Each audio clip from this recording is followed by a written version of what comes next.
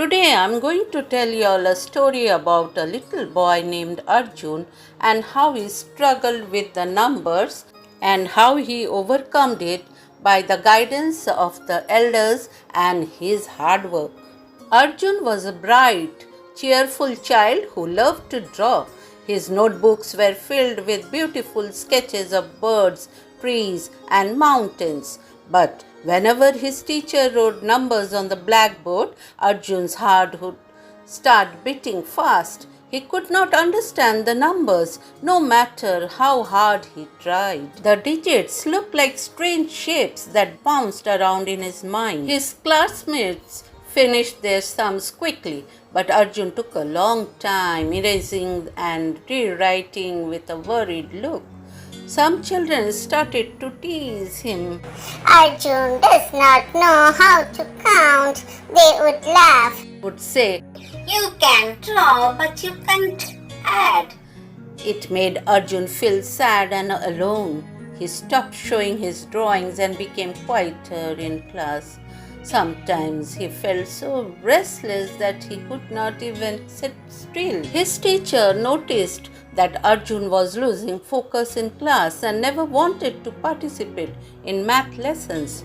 No matter how the teacher or his parents tried to help, Arjun just couldn't keep up. One day, the class teacher talked to Arjun's parents and suggested them to meet the school counselor, Mrs. Roy.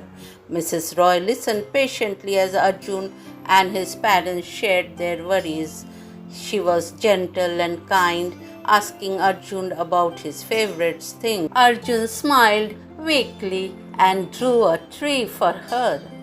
Mrs. Roy praised his art and said, You have a wonderful imagination, Arjun. Sometimes our minds work differently, and that's perfectly fine. I would like you to meet someone who can help you feel better about your studies. The next week, Arjun and his parents visited Dr. Mehta, a child psychologist. Dr. Mehta welcomed Arjun to her colorful room filled with puzzles, toys, and paint sets. She didn't jump to ask about numbers. Instead, she talked to Arjun about his drawings and asked him to draw his favorite animal.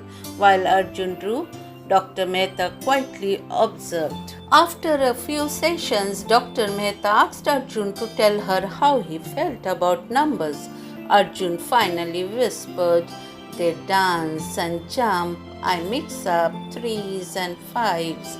I try hard, but they don't stay in my head. Dr. Mehta nodded understandingly. She said, Arjun, sometimes our brains have a hard time with numbers. It's called discalculia, and you are not alone. But I know you are smart and creative. Let's use your art to help with numbers. Dr. Mehta designed simple games where Arjun would draw pictures to represent numbers or solve sums. By coloring shapes, she made beads, pebbles, and even his favorite animal characters help him count, add, and subtract. Slowly, learning math became like storytelling and drawing for Arjun. Dr. Mehta arranged a yoga teacher for Arjun to learn some exercises and meditation to help him focus better, like closing his eyes and listening to his breathing, or doing simple movements before starting his homework. She taught his parents to be patient and to avoid scolding Arjun for mistakes. Instead, they began to praise his efforts and noticed his confidence growing. At school, Mrs. Roy spoke to Arjun's teacher, who now allowed Arjun to explain answers using drawings instead of only numbers. His classmates learned that everyone has different strengths, and some children even asked Arjun to draw for their projects. After some months, Arjun was not scared of numbers anymore. He didn't even be sad.